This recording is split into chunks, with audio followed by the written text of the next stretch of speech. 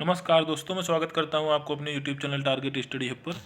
दोस्तों, मैं आपको जो है अपने सीरीज में जो है अभी स्टार्ट किया हूं अपने चैनल पर, जो कि railway NTPC, railway group D और जो रेलवे की आइसोलेटेड और मिनिस्टीरियल कैटेगरी की जो भी परीक्षाएं हो रही हैं, सबके लिए अत्यंत महत्वपूर्ण और जो है सभी के सभी परीक्षा में पूछे गए प्रश्न हैं। और इसको आप जो है टेस्ट की तरह लीजिए, इसको जो है काफ़ी फास्ट जो है कराने की कोशिश करेंगे। और सब जो है किसी न किसी एग्जाम में पूछे गए हैं, और ये किसी भी परीक्षा में, चाहे वो यूपी पीसीएस हो या फिर अदर स्टेट पीएससी हो या फिर यूपी पुलिस हो या फिर जो है यूपीएसआई हो, किसी भी परीक्षा के लिए, यूपी लेखपाल हो, सबके लिए नितांत आवश्यक।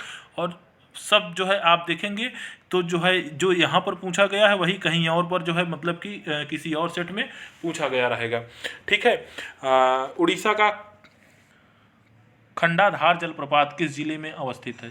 जो उड़ीसा का खंडाधार जलप्रपात है दोस्तों, ये जो है सुंदरगढ़ जिले में स्थित है। ठीक है, कहाँ पर स्थित है? सुंदरगढ़ जिले में स्थित है। चलिए दूसरा क्वेश्चन देखते हैं। टिहरी डैम किस नदी पर स्थित है? टिहरी डैम भागीरथी और जो है भिलांगना नदी के संगम पर जो है स्थित है। ये मतलब कि यहाँ पर जो भिलांगना आंसर ऑप्शन में नहीं है, तो ये ऑप्शन बी इसका सही हो जाएगा। ठीक है। और तीसरा क्वेश्चन देखिए, थीन बांध, थीन बांध किस नदी पर स्थित है? तो थीन बांध रावी नदी पर स्थित है। ठीक है दोस्तों, थीन बांध किस नदी पर स्थित है? थीन बांध रावी नदी पर स्थित है। और अगला क्वेश्चन देखिए, अगला क्वेश्चन दोस्तों है मैच करने के लिए। और देखिए इसको जो है, हीराकुंड कहाँ पर है? हीराकुंड किस नदी पर बना हुआ है? तो महानदी पर बना हुआ है। थीन बांध अभी आपने देखा किस पर बना हुआ है? रावी पर बना हुआ है। और जो है पोंग बांध कहाँ पर बना हुआ है? ब्यास पर बना हुआ है। सलाल कहाँ पर बना हुआ है? चेनाब पर बना हुआ है। तो आपका आंसर क्या हो जाएगा? आपका आंसर हो जाएगा ए का 4, और थीन बांध जो है आपका हो जाएगा बी का 3। और ऑप्शन में आप देख लीजिए इसी हिसाब से, ए का 4, बी का 3, आपका जो है डी सही हो जाएगा। ठीक। आगे, निम्न में से कौन सी नदी रिफ्ट घाटी से होकर बहती है? निम्न में से कौन सी नदी रिफ्ट घाटी से होकर बहती है? तो ये नर्मदा नदी है। ठीक है, नर्मदा नदी रिफ्ट घाटी से होकर बहती है। आप ये देखिए जो है एसएम, आरआरबी गोरखपुर सभी परीक्षाओं में ये पूछा गया है। और बेलूर किस नदी के तट पर स्थित है? तो दोस्तों बेलूर किस नदी के तट पर स्थित है? तो बेलूर कर्नाटक राज्य के एक हासन जिला है। वहाँ पर जो है यांगची नदी है। ठीक है, यांगची नदी के तट पर जो है बेलूर स्थित है। और एक बेलूर मठ है, जिसको जो है स्थापित किया था जो है आपके स्वामी विवेकानंद जी। तो वो जो है रामकृष्ण परमहंस रामकृष्ण मिशन की स्थापना किया था, जो कि हुगली नदी के तट पर है। तो अगर आपसे क्वेश्चन पूछता है कि रामकृष्ण मिशन जिसका स्थापना जो है स्वामी विवेकानंद ने किया था, वो किस नदी के तट पर है उसका मुख्यालय? तो वो हुगली नदी पर, जो पश्चिम बंगाल राज्य में पड़ता है।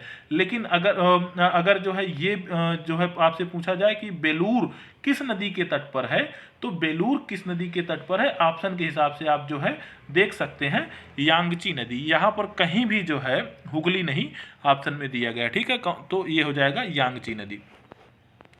निम्न में से कौन सी नदी विंध्य और सतपुड़ा के मध्य जो है से गुजरती है?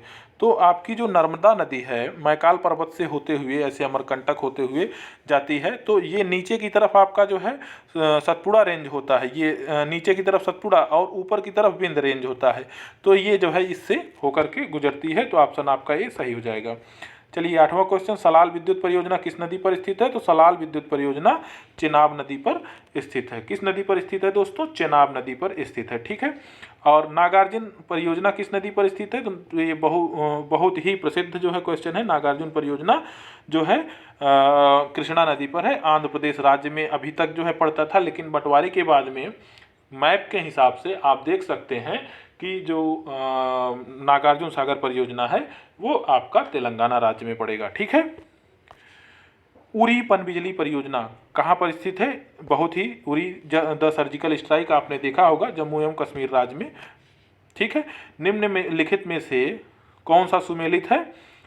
निम्नलिखित में से कौन सा सुमेलित है? हीराकुंड किस पर है? महानदी पर है, तो ये सुमेलित नहीं है। और नागार्जुन किस बांध किस पर है? कृष्णा नदी पर, तो ये सुमेलित नहीं है। भाखड़ा नंगल किस नदी पर है? तो वो सतलज पर है, यही सुमेलित है, ठीक है। खंभात की खाड़ी किसके बीच में स्थित है? ठीक है, खंभात की जो खाड़ी है किसके बीच में है? तो खंभात की खाड़ी जो है जामनगर और भुज के बीच में है, ठीक है। तो जामनगर और भुज के बीच में है, ठीक है। कौन सा है? भावनगर और सूरत के बीच में है, ठीक। ये भावनगर और सूरत के बीच में है खंभात, और इसके बीच में है कच्छ की श्रेणी, ठीक है। कौन सी? कच्छ की श्रेणी है। तो ये जो है आप समझने की कोशिश करिएगा, ये कच्छ की श्रेणी यहाँ पर है, ठीक है। और यहाँ पर जो है खंभात है, ठीक।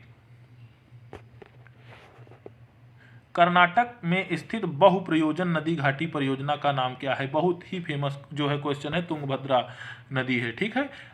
नदी घाटी को जो है तुंगभद्रा परियोजना को बहुप्रयोजन नदी घाटी परियोजना भी कहा जाता है। निम्नलिखित में से को सुमेलित करिए। तो जो सोना है, सोना को इससे KGF, ठीक है। KGF का फुल फॉर्म आप समझ लीजिए, KGF कोलार गोल्ड फील्ड, ठीक है। और इसी को देखिए A का 4 से आप मिलाएंगे तो ये सुमेलित हो जाएगा, ठीक। आगे चलते हैं। निम्नलिखित में से कौन सी नदी पश्चिम की ओर नहीं बहती है? ठीक है, निम्न में से कौन सी नदी पश्चिम की ओर नहीं बहती है? तो आप जो है इसमें देखिए, जो वैगई नदी है वो पश्चिम की ओर नहीं बहती है, ठीक है।